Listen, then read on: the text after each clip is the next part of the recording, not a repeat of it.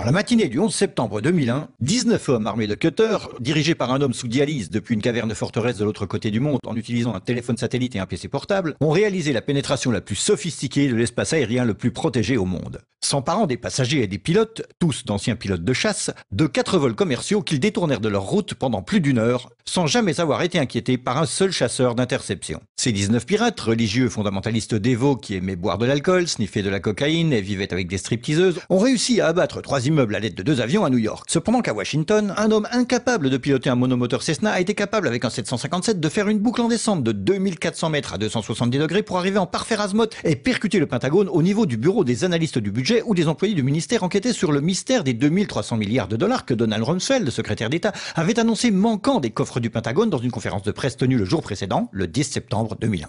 Par chance, les médias ont su qu'il avait fait en quelques minutes. Osama bin Laden. Et les grands pontes en quelques heures. Osama bin Laden. Les officiels dans la journée. Terrorists who committed these acts and those who harbor them. Et les preuves sont littéralement tombées dans la poche du FBI. That a hijacker's passport was found blocks from the World Trade Center crash site, if you can believe that. Mais pour une raison ou une autre, des conspirationnistes fous ont demandé une enquête sur la plus grosse attaque perpétrée sur le sol américain de toute l'histoire. Cette enquête a été retardée, sous-financée, sabotée, en conflit d'intérêts et menée secrètement du début à la fin. Elle était basée sur des témoignages obtenus sous la torture et dont on a détruit les enregistrements. Elle n'a pas mentionné l'existence du Building 7, Double Danger, Pletch, Sybil Edmonds, Ben Laden et la CIA, et les manœuvres militaires simulant des avions détournés et jetés sur des immeubles menés au moment précis où c'était en train de se produire. Elle a été trompée par le Pentagone, la CIA, l'administration Bush, et à propos de Bush et Cheney, eh bien personne ne sait ce qu'ils ont dit car leur témoignage était secret, pas enregistré, pas sous serment et à huis clos. Ce n'était pas important de chercher qui a financé les attaques, car cette question a peu de signification pratique. Cependant, la commission d'enquête du 11 septembre a brillamment répondu à toutes les questions du public, excepté la plupart de celles posées par les familles des victimes, et a pu pointer les fautes des personnes responsables, bien qu'aucune n'ait perdu son boulot, déterminant que ces attaques étaient dues à... failure of imagination. Parce que... Nobody in our government, at least, and I don't think the prior government that could envision flying airplanes in the buildings. Excepté le Pentagone, la FIMA, le NORAD et le NRO. La DIA a détruit 2,5 téraoctets de données sur Double Danger, mais c'est ok car ce n'était probablement pas important. La SEC a détruit les données sur l'enquête concernant les délits d'initiés avant les attaques. Mais c'est ok car la destruction des données relatives à la plus grosse enquête de toute l'histoire de la SEC fait partie de ses routines d'archivage. Le NIST a classé secret son modèle mathématique utilisé pour l'effondrement du building numéro 7. Mais c'est ok car le révéler aurait compromis la sécurité publique.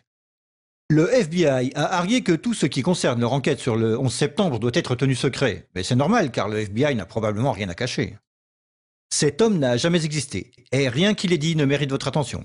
Si vous dites le contraire, vous êtes un conspirationniste paranoïde qui mérite d'être mis au banc de l'humanité. Comme lui, et elle et lui. Ben Laden a vécu dans une grotte forteresse des montagnes d'Afghanistan, mais il a pu s'échapper.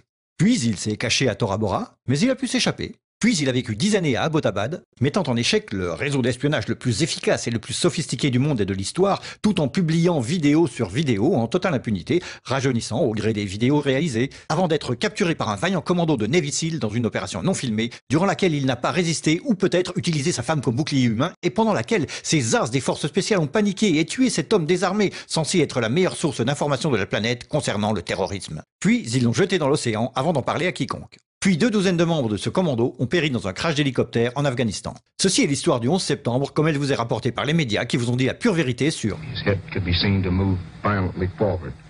Et... They took the babies out of the incubators. Et... Mobile production facilities. Et... The rescue of Jessica Lynch.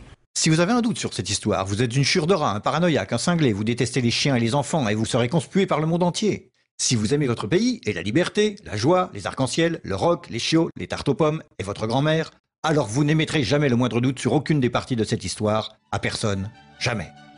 C'était une annonce publique sponsorisée par les amis du FBI, de la CIA, NSA, DIA, SEC, MSM, Maison-Blanche, NIST et de la Commission sur le 11 septembre. Parce que l'ignorance, c'est la force.